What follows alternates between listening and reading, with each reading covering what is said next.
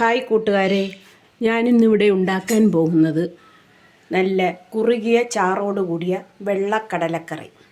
അതിനാവശ്യമായ സാധനങ്ങൾ: ഒരു കുക്കർ, 1/4 കിലോ വെള്ളക്കടല 6 മണിക്കൂർ വെള്ളത്തിലിട്ട് കുതിർത്തത്, വെളിച്ചെണ്ണ, 4 സവാള കൊത്തിയരിഞ്ഞത്, ഒരു തക്കാളി, 3 പച്ചമുളക്, ഇഞ്ചി വെളുത്തുള്ളി പേസ്റ്റ്, മഞ്ഞൾപ്പൊടി, മുളക് പൊടി, മല്ലിപ്പൊടി, കുറച്ച് മല്ലിയില. അടുപ്പ് കത്തിച്ച് കുക്കർ അടുപ്പിലോട്ട് വെച്ച് കുക്കർ ചൂടാകുമ്പോൾ അതിലേക്ക് കുറച്ച് വെളിച്ചെണ്ണ ഒഴിക്കുക.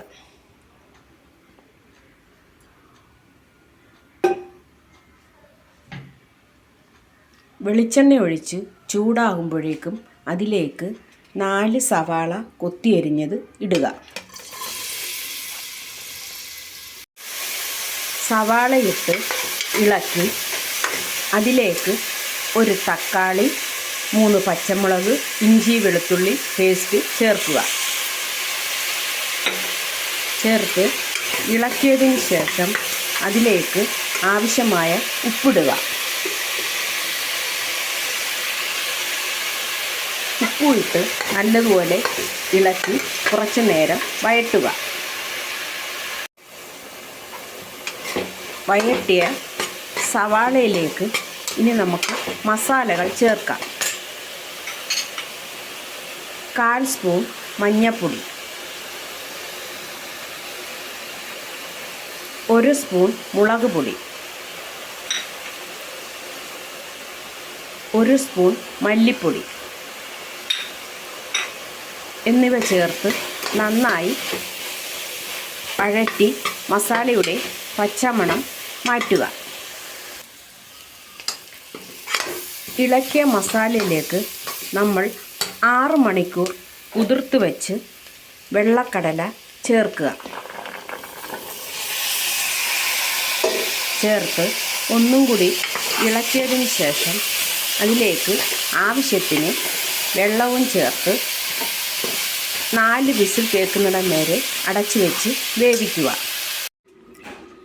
4 വിസിൽ കേട്ട് പ്രഷർ കുക്കറിൻ്റെ പ്രഷറെല്ലാം മാറിയതിന് ശേഷം അടപ്പ് തുറന്ന് നോക്കുമ്പോൾ നമുക്ക് കുറുകിയ ചാറോട് കൂടിയ വെള്ള കടലക്കറി റെഡിയാവും.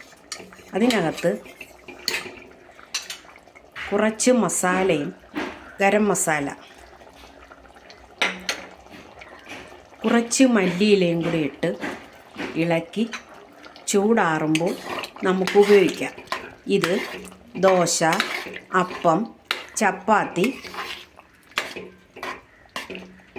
എന്നിവയുടെ ഉപയോഗിക്കാവുന്നതാണ്. ഇതിനകത്ത് കടല അരച്ച് ചേർക്കുകയോ തേങ്ങ അരച്ച് ചേർക്കുകയോ ഒന്നും ചെയ്തിട്ടില്ല. നമ്മൾ വെറും സവാളയും മസാലയും വെള്ളക്കടലയും കൂടി ചേർത്ത് ഉള്ള കടലക്കറിയാണിത്. കുറുകിയ ചാറോടുകൂടിയുള്ള കടലക്കറി ഇവിടെ തയ്യാറായിരിക്കുന്നു. ഇത് ചൂടാറുമ്പോൾ നിങ്ങൾക്ക് ഉപയോഗിക്കാം.